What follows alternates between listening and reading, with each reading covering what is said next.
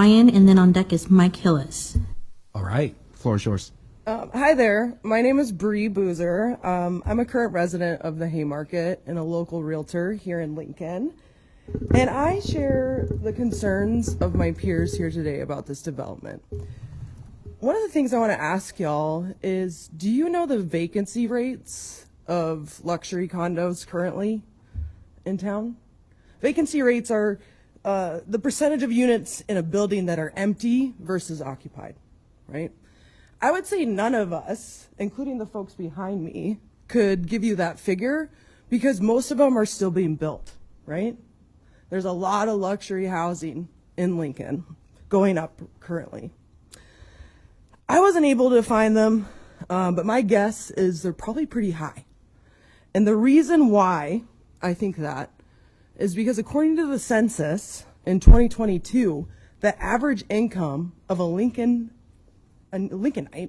is around $31,000, which equates to around $14.90 an hour. I think all of us here can agree that that's not luxury living income, right? So I talked to a local lender and I said, you know what? With $31,000 worth of income, what would you max pre-approve a buyer right now with today's rates? And they told me they would likely experience a max mortgage amount of $150,000.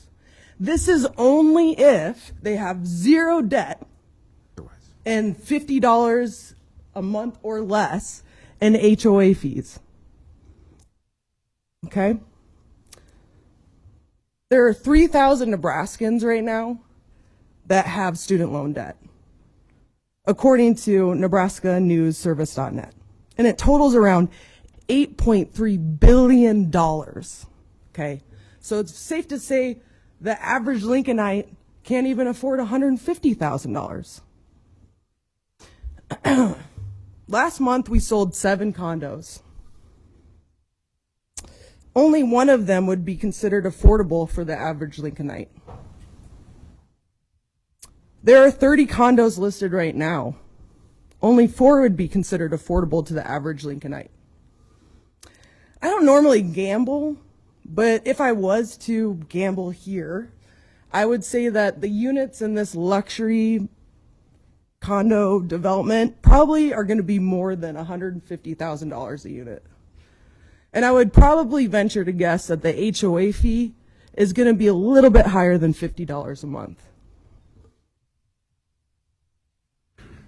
Lincoln isn't unique for experiencing a need for affordable housing.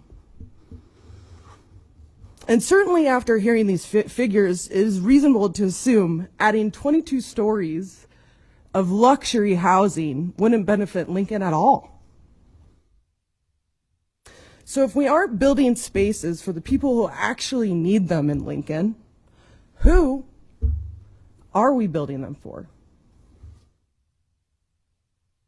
Where did Lincoln Bold developers find demographics to justify a construction loan for this project? Because I'm not seeing it.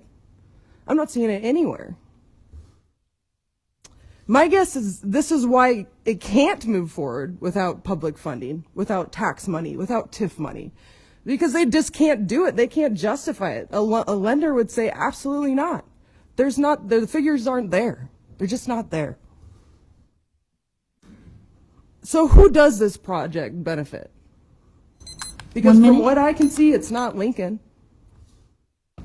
I do believe this would be a very clear example of misallocation of TIF funding.